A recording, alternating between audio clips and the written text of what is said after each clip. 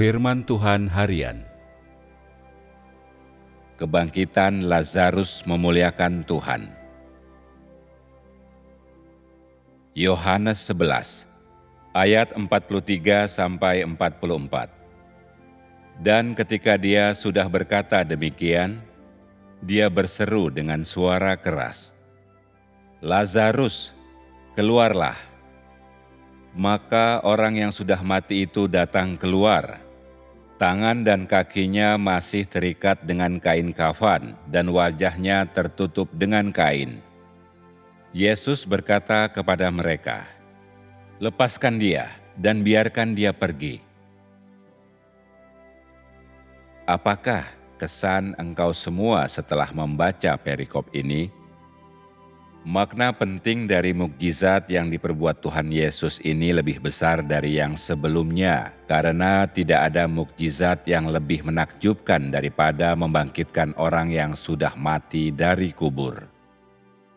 Tuhan Yesus melakukan hal seperti ini adalah hal yang teramat penting pada zaman itu. Karena Tuhan telah menjadi daging, orang-orang hanya dapat melihat penampilan fisiknya, sisi praktisnya, dan sisi kurang berarti dari dirinya. Bahkan seandainya ada beberapa orang yang melihat dan memahami sebagian karakternya atau sejumlah kelebihan yang nampaknya ia miliki, tidak seorang pun tahu dari mana Tuhan Yesus datang, apa esensinya yang sebenarnya, dan apalagi yang sebenarnya mampu ia lakukan. Semuanya ini tidak diketahui oleh umat manusia. Begitu banyak orang menginginkan bukti akan hal ini dan mengetahui kebenaran. Dapatkah Tuhan melakukan sesuatu untuk membuktikan identitasnya sendiri? Bagi Tuhan, ini adalah hal yang mudah. Ini adalah perkara sepele.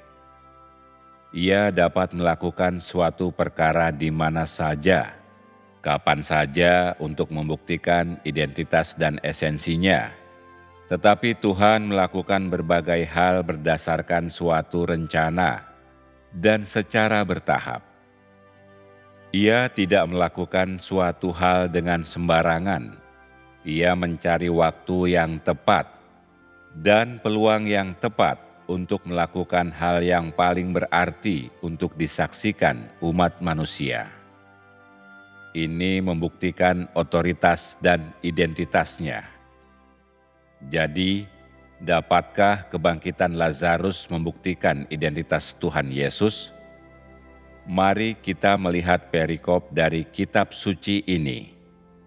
Dan ketika dia sudah berkata demikian, dia berseru dengan suara keras, "Lazarus, keluarlah!" Maka orang yang sudah mati itu datang keluar. Ketika Tuhan Yesus melakukan ini, ia hanya mengatakan satu hal, "Lazarus, keluarlah!" Lazarus lalu keluar dari kuburannya. Ini tercapai oleh karena satu kalimat yang diucapkan oleh Tuhan. Pada waktu itu, Tuhan Yesus tidak mendirikan sebuah mezbah dan ia tidak mengambil tindakan-tindakan lain. Ia hanya mengucapkan satu kalimat. Apakah ini seharusnya disebut mukjizat atau perintah? Atau apakah ini semacam sihir? Dari luar, nampaknya ini dapat dikatakan sebuah mukjizat, dan apabila engkau semua melihatnya dari sudut pandang modern, tentu saja engkau semua tetap dapat menyebutnya sebuah mukjizat. Akan tetapi, tentu saja ini tidak dapat dikatakan sebuah mantra untuk memanggil jiwa seseorang kembali dari kematian. Dan tentu saja ini bukan sihir. Adalah benar untuk mengatakan bahwa mukjizat ini adalah peragaan yang paling normal, paling kecil dari otoritas Sang Pencipta. Ini adalah otoritas dan kemampuan Tuhan. Tuhan punya otoritas untuk membuat seseorang mati, untuk membuat jiwa pergi meninggalkan tubuhnya dan kembali ke alam maut, atau kemanapun jiwa orang mati itu harus pergi.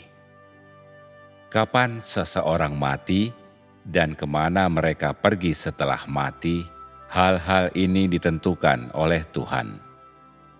Ia dapat melakukan ini kapanpun dan dimanapun. Ia tidak dibatasi oleh manusia, peristiwa, benda, ruang, atau tempat. Apabila ia ingin melakukan sesuatu, ia dapat melakukannya, karena segala hal dan semua makhluk hidup berada di bawah kekuasaannya, dan segala sesuatu hidup dan mati oleh firman-Nya, otoritasnya. Ia dapat membangkitkan orang mati. Ini juga adalah hal yang dapat ia lakukan kapanpun, dimanapun. Ini adalah otoritas yang hanya dimiliki Sang Pencipta.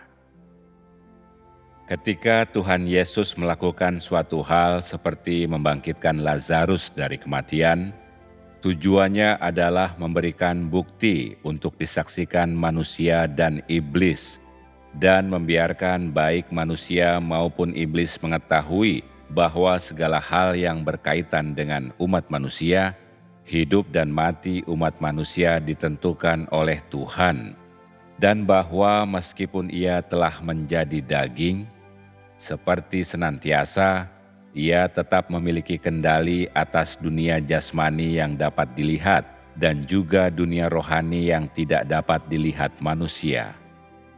Ini untuk memberitahukan baik kepada manusia maupun iblis bahwa segala hal yang berkaitan dengan manusia tidak berada di bawah perintah iblis. Ini adalah pengungkapan dan peragaan otoritas Tuhan, dan juga cara Tuhan mengirimkan pesan kepada segala hal bahwa hidup dan mati manusia ada di tangan Tuhan. Kebangkitan Lazarus oleh Tuhan Yesus. Pendekatan semacam ini adalah salah satu cara Sang Pencipta mengajarkan dan memberi petunjuk kepada umat manusia. Ini adalah tindakan konkret di mana ia menggunakan kemampuan dan otoritasnya untuk memberikan petunjuk kepada umat manusia dan membekali manusia. Ini adalah cara bagi Sang Pencipta untuk tanpa menggunakan kata-kata memungkinkan umat manusia melihat kebenaran bahwa ia memiliki kuasa segala hal. Ini adalah cara baginya untuk memberitahu umat manusia melalui tindakan nyata bahwa tidak ada keselamatan jika tidak melalui Dia. Cara memberi petunjuk kepada umat manusia tanpa kata-kata seperti ini berlangsung kekal. Ini hal yang tak akan terhapuskan, dan ini membawa rasa terkejut dan pencerahan di dalam hati umat manusia yang tidak akan sirna. Kebangkitan Lazarus memuliakan Tuhan. Ini memiliki dampak yang dalam pada setiap pengikut Tuhan. Dalam diri setiap orang yang benar-benar mengerti peristiwa ini, kebangkitan ini meninggalkan pemahaman, visi yang mendalam bahwa hanya Tuhan yang punya kuasa atas hidup dan mati manusia. Meskipun Tuhan punya otoritas semacam ini, dan meskipun ia mengirimkan pesan tentang kedaulatannya atas hidup dan mati umat manusia melalui kebangkitan Lazarus, ini bukanlah pekerjaan utamanya. Tuhan tidak pernah melakukan sesuatu tanpa maksud tertentu. Setiap hal yang ia kerjakan bernilai besar dan merupakan permata tiada tara dalam gudang harta. Ia tentu saja tidak akan menjadikan perbuatan membangkitkan seseorang keluar dari kuburnya sebagai yang utama atau satu-satunya tujuan atau hal dalam pekerjaannya.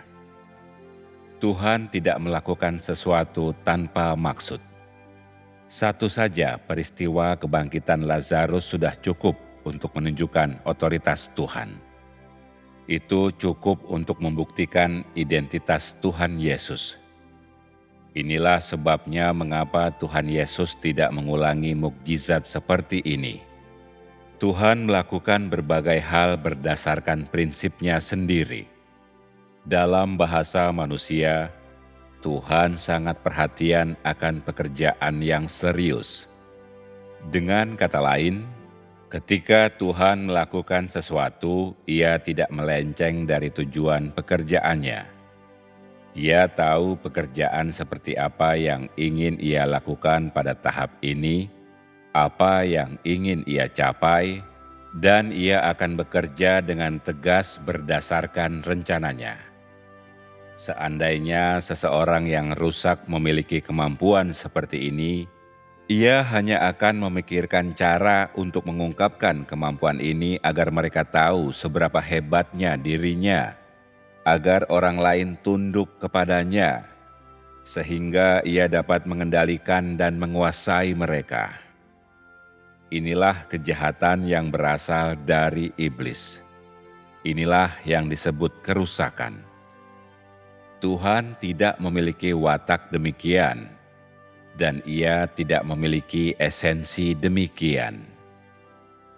Tujuannya dalam melakukan berbagai hal bukanlah untuk memamerkan dirinya, melainkan untuk membekali umat manusia dengan lebih banyak wahyu dan tuntunan.